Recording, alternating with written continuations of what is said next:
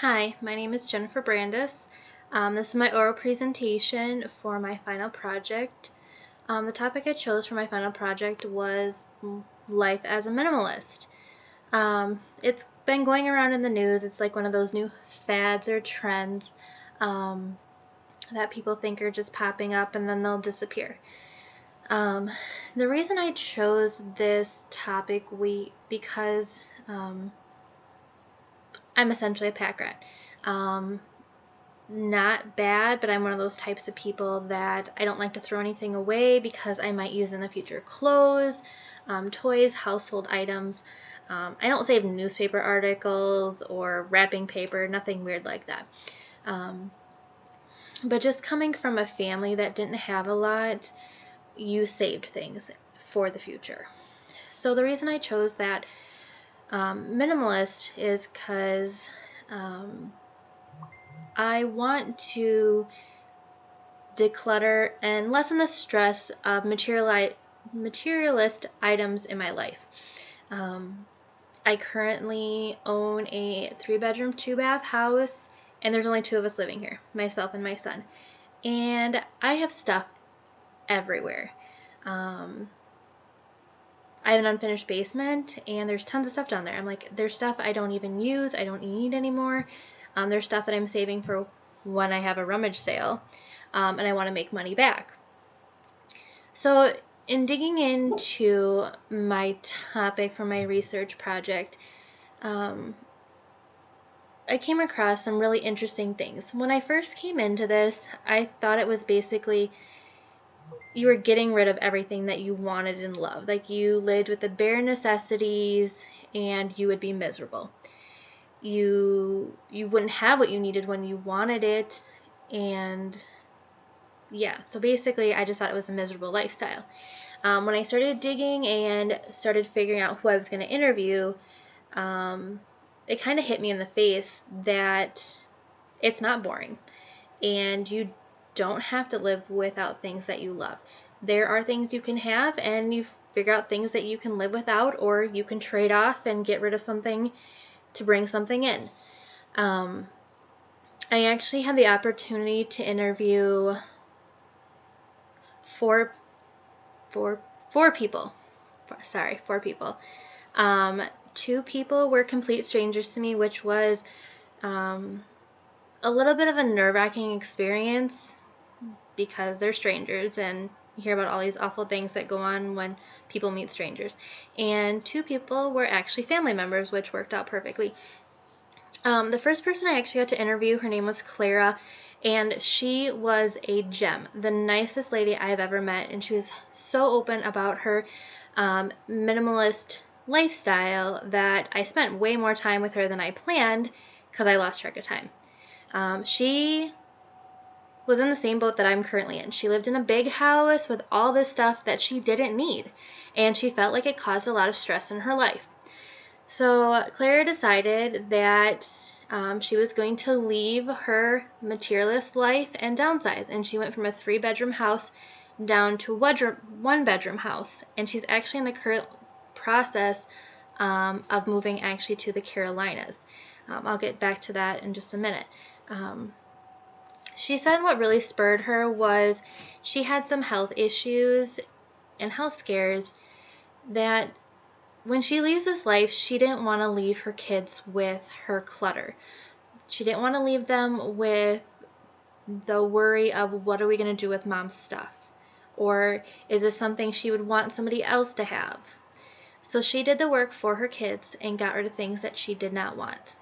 And she talked to her kids about things that she would want to gift them in the future or if they would like now. So currently, Clara lives in a 1-bedroom house and is much happier. She says she's a lot less stressed and she has a lot less stuff to maintain. She's not dusting this and dusting that and putting this away and pulling that out. And then she also told me at the end of our time together that her and her boyfriend were actually going to be moving to the Carolinas, and they were only going to pack enough items that would fit in their Toyota van. And it's about 32 cubic feet for each person, which works out to be like 4 large totes. I about stroked over when I heard that because 4 large totes would probably fit my clothes, and that's it. And she said it was about 100 items a person, depending on the size. So, and she was very happy about it. She was very excited to be actually downsizing even further. So I thought that was really interesting, that her and her boyfriend were moving and not taking very much stuff. The second person I got to interview, his name was John. I didn't spend as much time with him because I'm going to be a little bit, how do I want to say it, judgmental. He was kind of scary hippie. He lived out of his van most of the year. The other half of the year he lived out of his 16-foot yurt, which is basically a portable house, like made out of sticks in a circle and like a teepee style, that he puts up and takes down in stores, and then he travels in his van because he's a musician. And he was very, very open about his lifestyle. Very nice guy. He just gave me the creeps. Don't mean to be judgmental. He had been living the minimalist lifestyle basically his whole life, and he said it was the best thing that he's ever done and he's ever experienced, because he keeps only what he needs, and he borrows other things, buys, sells, but he keeps very minimal things. And I asked what he does with them, what he feels about like things that carry memories or memorabilia, things like that. He's like, you don't have to have stuff to create memories and to be happy. And that was the biggest thing that I pulled from him, is stuff doesn't make you happy. You know, my bed back here isn't going to go to the grave with me when I die. Maybe someday the memory of having my husband in bed with me and the time we share together, or the chair right next to me, you know, do I sit and read books to my grandkids someday, many, many years down the road? You know, you don't have to have materialist items to create memories. And then in my third interview, which were my cousins, Josh and Lindsay, they talked about how hard it was to downsize because they did a 30-day challenge. In that 30 days, they gave up over 962 items, and it was items that they no longer used, they saw they wouldn't be using in the future, or they just felt like they could do without. And they said that was very, very hard because of getting rid of things that had memories. But they came up with a system of taking a picture, which is much smaller, and putting it in an album so they could look at later. So, you know, getting rid of like big furniture, items they don't see anymore, their kids' baby items. They got rid of those things, but they still had those memories.